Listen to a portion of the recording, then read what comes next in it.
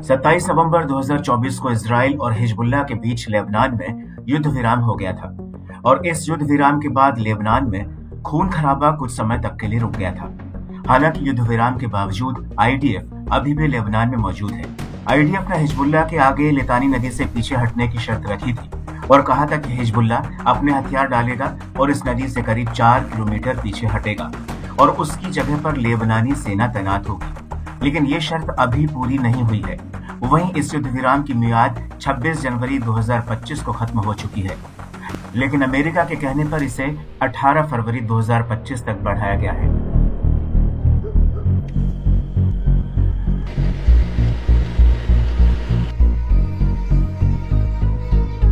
इन सब के बीच इजराइल इस युद्ध विराम का बार बार खुले तौर पर उल्लंघन कर रहा है और इसी कड़ी में इजराइल ने एक बार फिर से लेबनान में युद्ध विराम का उल्लंघन किया है।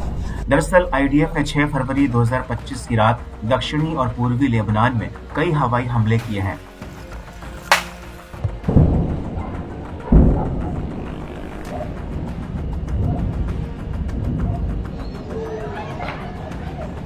आईडीएफ के इस हमले को लेकर कई लेबनानी मीडिया रिपोर्ट्स में कहा गया है कि आईडीएफ ने बेका वैली के पूर्वी इलाके में कई हवाई हमले किए हैं।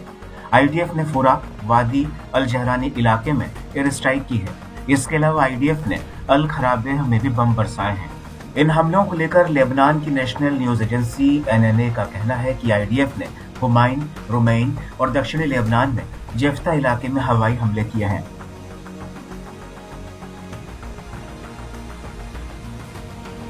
वहीं इन हमलों को लेकर आईडीएफ का कहना है कि उसने लेबनान में हिजबुल्लाह के 2 सैन्य अड्डों पर हमला किया है, जहां पर हिजबुल्लाह ने हथियार भरकर रखे थे। आईडीएफ के मुताबिक यह युद्ध विराम समझौते का सीधा उल्लंघन है।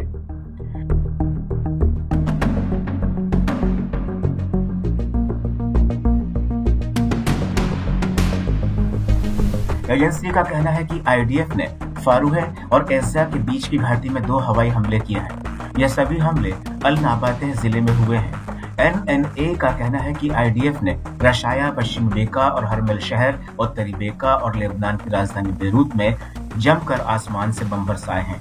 तो वहीं सीज फायर उल्लंघन को लेकर लेबनानी मीडिया का कहना है कि इजराइल ने 830 बार से भी ज्यादा युद्ध विराम का उल्लंघन किया है और युद्ध विराम की तारीख 26 जनवरी 2025 को खत्म होने के बाद आईडीएफ की गोलीबारी में 26 लोगों की मौत हो चुकी है, जबकि 221 से ज्यादा लोग घायल हुए हैं।